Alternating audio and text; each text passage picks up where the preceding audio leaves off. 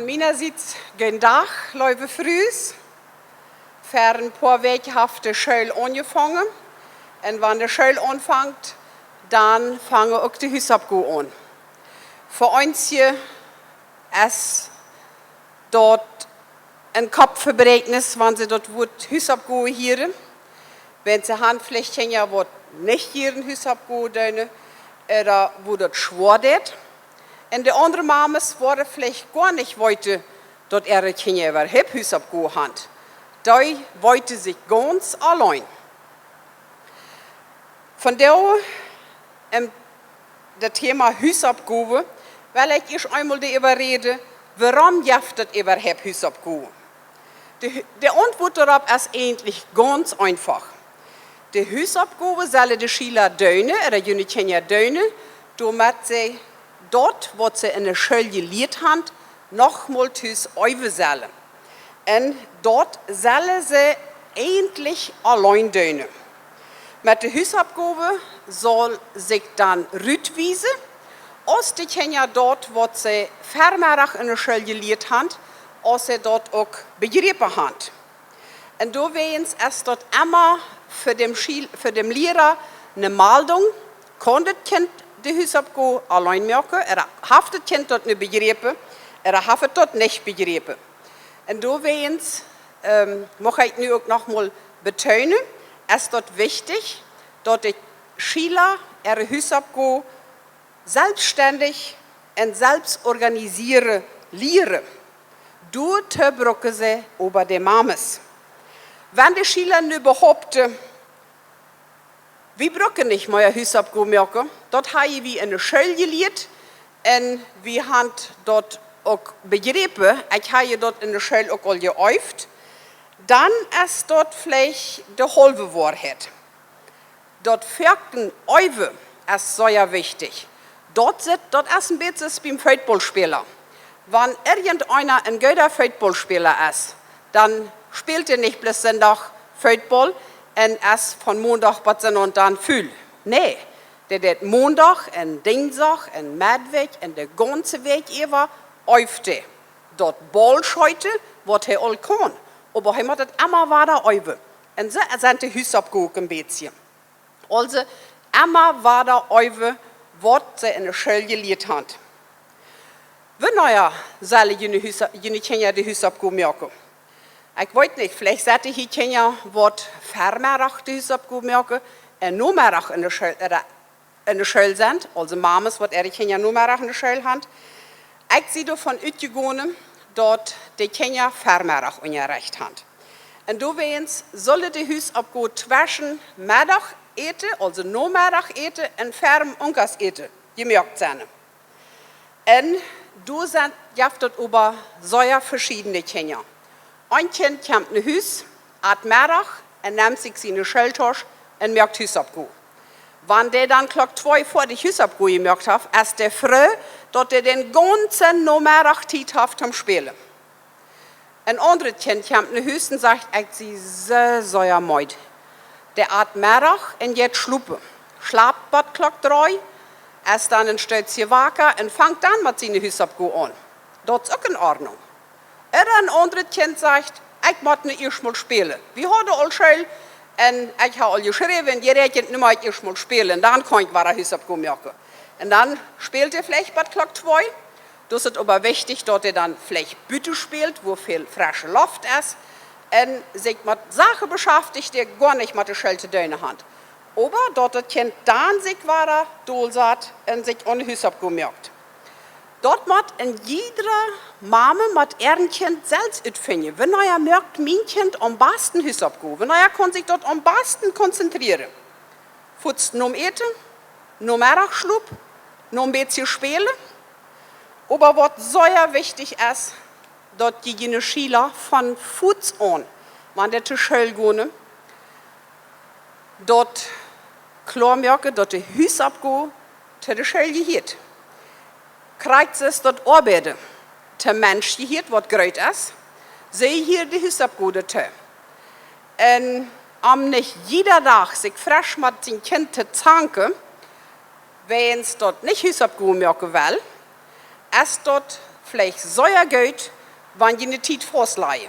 Die über ihr schmul ein bisschen mit den Kind, wenn das eine frische eine Schöl ist, wenn neuer geht dem dort Hüs abgehen, ja ganz am schönsten. Und dann sei ich von nu an, als immer von Glock 2 bis halb 3 oder halb 4 Tiet zum Hüs abgehen. Dann ist es nichts anderes als Hüs abgehen. Sonst, wenn dort immer frei gelassen wird, kann dort dazu kommen, dass Mama und Kind sich alle Tag zanken müssen.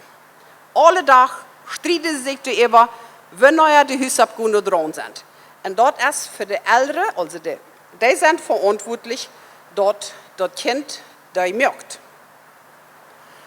Dann die nächste Frau. Wie lang soll die Hüsabgünde sein? Die Verschule hat meistens noch nicht Hüsabgünde. Wenn die mit Worten Hüs kommen, das vielleicht uttauschen, da vielleicht auch mal eine Zahl schreiben, der soll aber nicht länger als eine halbe Stunde dienen. Dann sagt man, Schüler, die in der ersten und der zweiten Klasse sind, die sollen nicht länger als eine Stunde ohne Hüs abgehen. Dritte und vierte Klasse Schüler, 1,5 Stunden, und fünfte und sechste Klasse Schüler, mal 2 Stunden. Das Zeitplan, 1 Stunde, 1,5 Stunden und 2 Stunden, ist aber an ein Kind gemäht, was normal wo sich arbeitet, wird wie in der Schule sein. Wird ein Schüler sein, was eigentlich Geld sich dran hält. Dann gibt es seine Kinder, der arbeitet sehr langsam.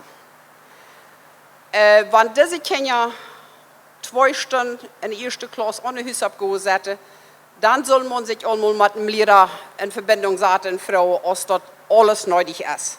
Wenn es Kinder Mathe auch noch spielen können.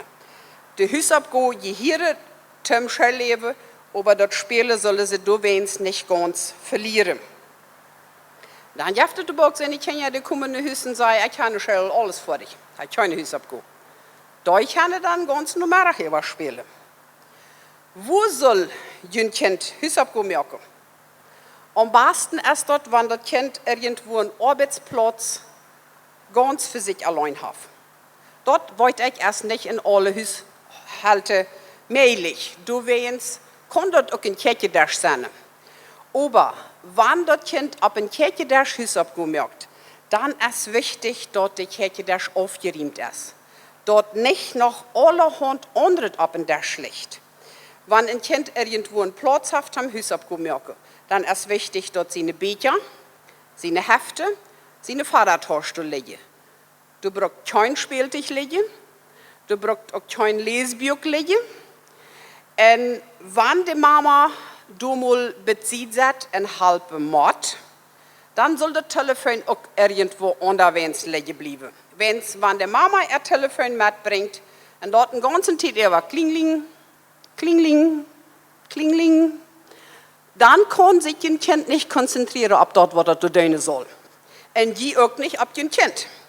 So, wenn die du sind in dem Kind halbe, dann du versorgen, dass du nichts erst was dem stieren kann. Keine Spielsache, kein Radio und auch andere Sachen nicht. Dann sind bloß die Hüs abgehen wichtig. Nu habe ich einmal ein Thema angedient. Soll die Mama oder der Papa bei der Hüs abgehen helfen? Die erste Antwort ist ganz kurz. Nee, sie sollen nicht helfen. Vor allem sollen sie nicht versagen. Und du sagst und sagst, ne schrieb du, ne schrieb dort, ne de Jant, ne de dort. Wenn die Mamas die Kinder dort anwarnen, dann wollen die Kinder dort wie Lehrer statt in der Schule auch tun. Dann wollen die dort nicht allein arbeiten. Dann soll die Lehrer hinter Stunden sagen, ne du, ne dort, ne dort. Die Hüsabgabe, was die Kinder mitkriegen, die sollen von den Lehrern so gegeben werden, dass die Kinder dort allein können. Die sollen dort in der Schule alle einmal gemerkt haben.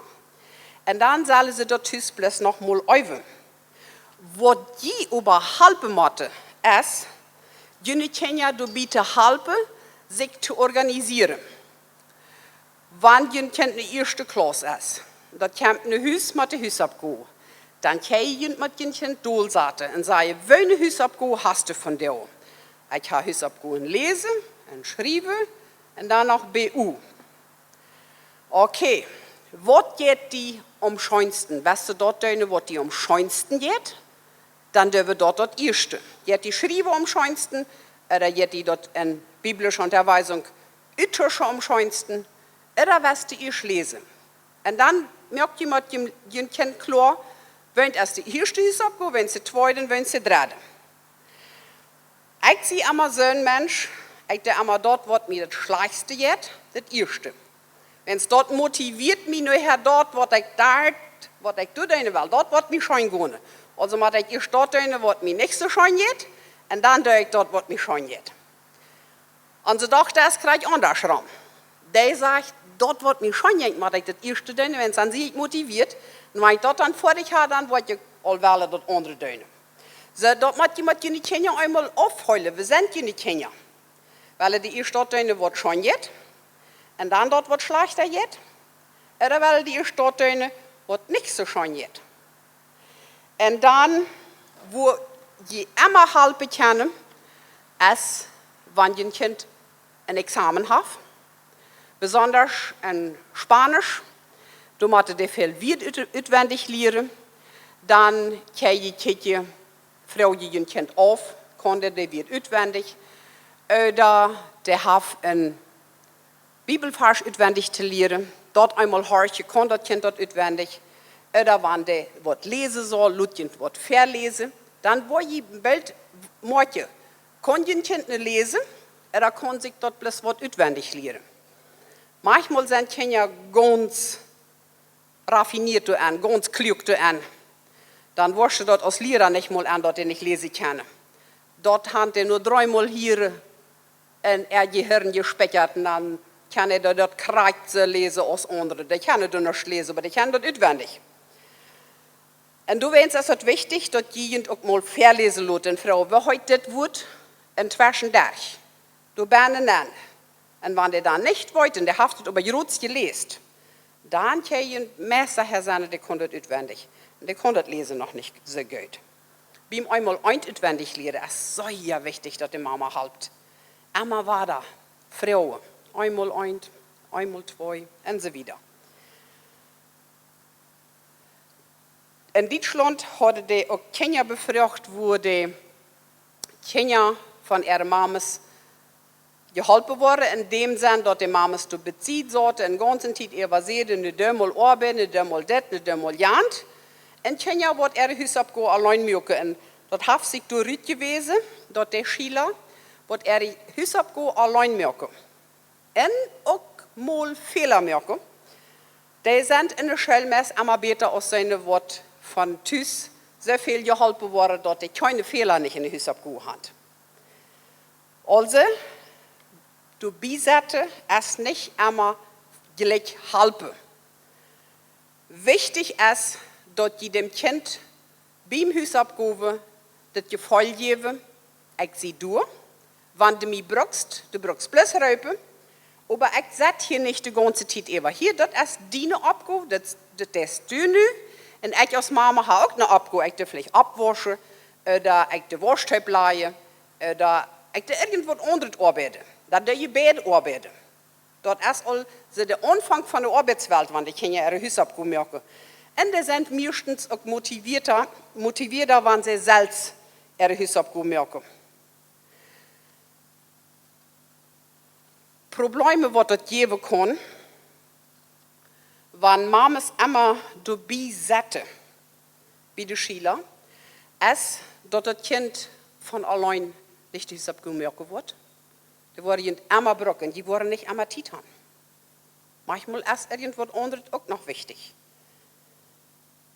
Und dann wird ein Kind, wenn die Hausaufgaben immer kontrollieren und sagen, hier ist ein Fehler, du ist ein Fehler, da ist ein Fehler, das hast du nicht richtig, das hast du falsch.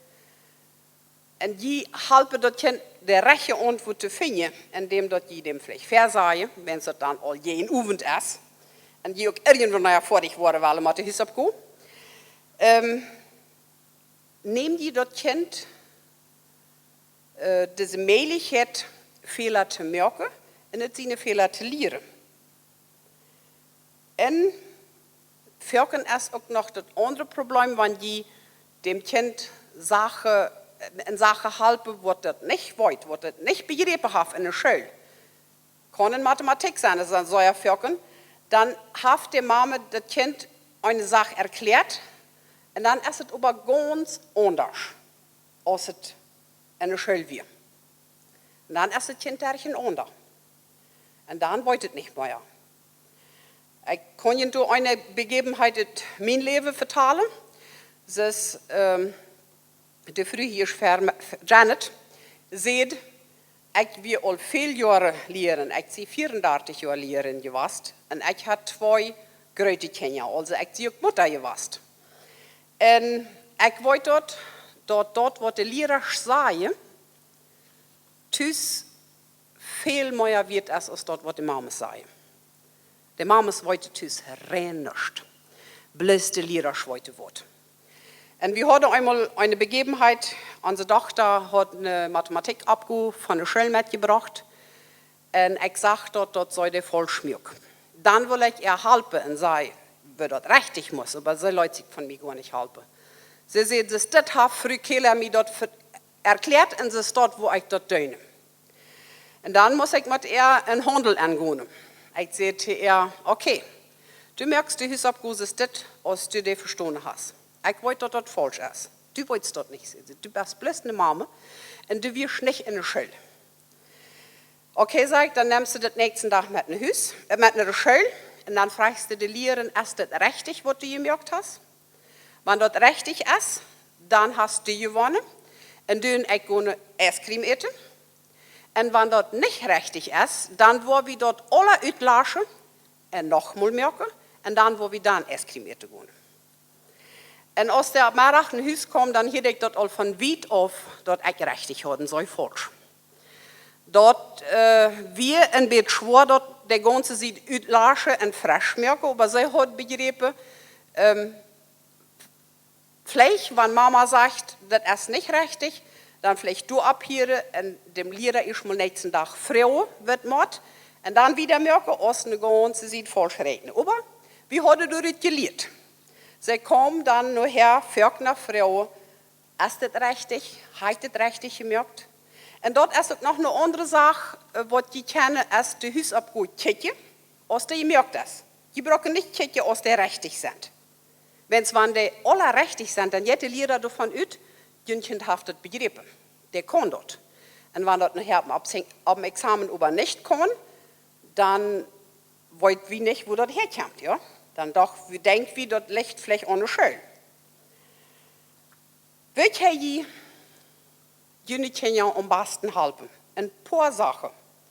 Lot Kind einmal selbst entscheiden, wenn neuer, was von Glockentiet, weil ich meine Hausaufgaben merke. Nicht jeder Tag diskutieren. Einmal entscheiden lot und dann das Jesus dort durchtragen. Dort kommt immer mal fair, dort wird unter die Zwischen kommt. Dort soll ihr nicht davon aufhören, mal auch vielleicht jeden Hausaufgaben zu merken. Zweitens, alles wegnehmen, was ein Kind auflenken kann. Nicht durch dich haben.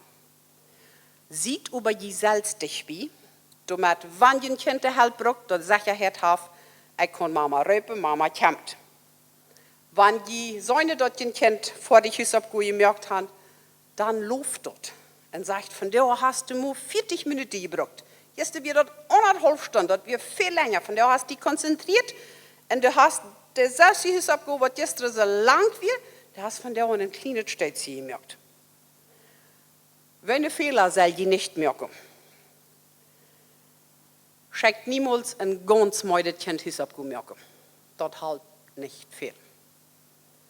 Wenn das Kind die Hausaufgabe ganz jeden Abend nicht gemerkt hat, und das ist müde, dort wollte ich nicht was anderes alles getan, und die Hand hat den Tag nicht gekriegt, dann ist mein Vorschlag, malt der Lehrer dort, wenn die dann waren, anfangen Hausaufgaben zu merken, dann wird das Kind rohren, die waren mit das Kind zanken, wenn es dort nicht wollen, und die waren versuchen, einen Strang zu schieben.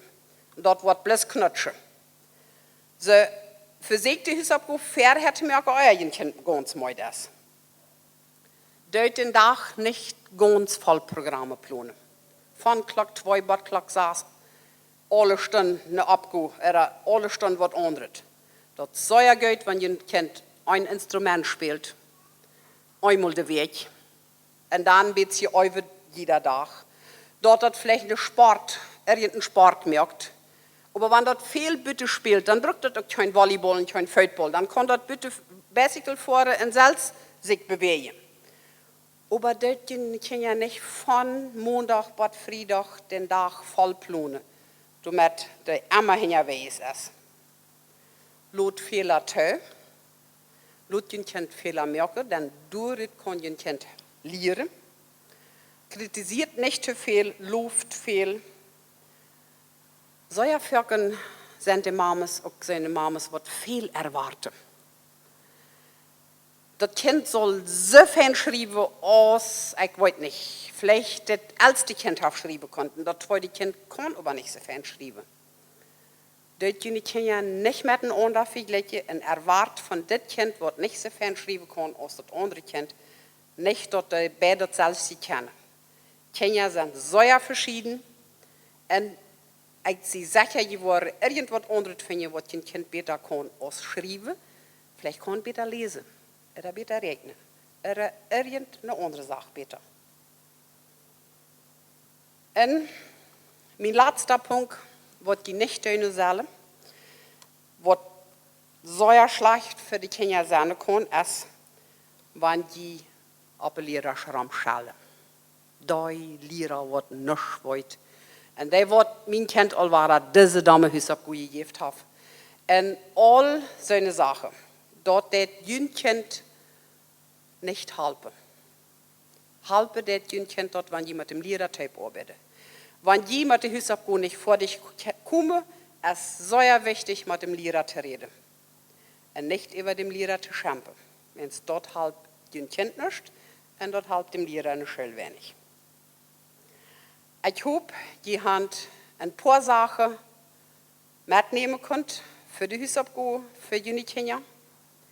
Vielleicht sind hier auch noch seine Mames oder seine Frühs, die noch nicht Mames sind, die sich dort über eine sehr fast genommen hat. Dort, wo ich mit meinem Kind tun und dort, wo ich mit meinem Kind nicht tun. Lasst uns noch beten. Lieber Vater im Himmel, ich danke dir für diese Frühs, was ich hier von dir getroffen habe, die zu loben, sich für andere einzusetzen. In diesem Fall für ihre Kinder. Jeder Kind ist sehr gemerkt, als du das hast wollt. Lud uns als Mames, unsere Kinder so sein, als du die Kinder gemerkt hast, als du die haben willst. Halb uns, die Kinder durch zu bringen, wo du die Brücke kannst. Und halb auch die Lehrer, dort die alle Typ. Und die Nummer, die Kinder durchbringen, du bist das sind die Kinder, die morgen den Richtbühl wählen. Lud uns diese Abgabe ernst nehmen und sehen du jede einzelne Mama und sehen du die Kinder. Dort bitte ich in deinem Namen. Amen.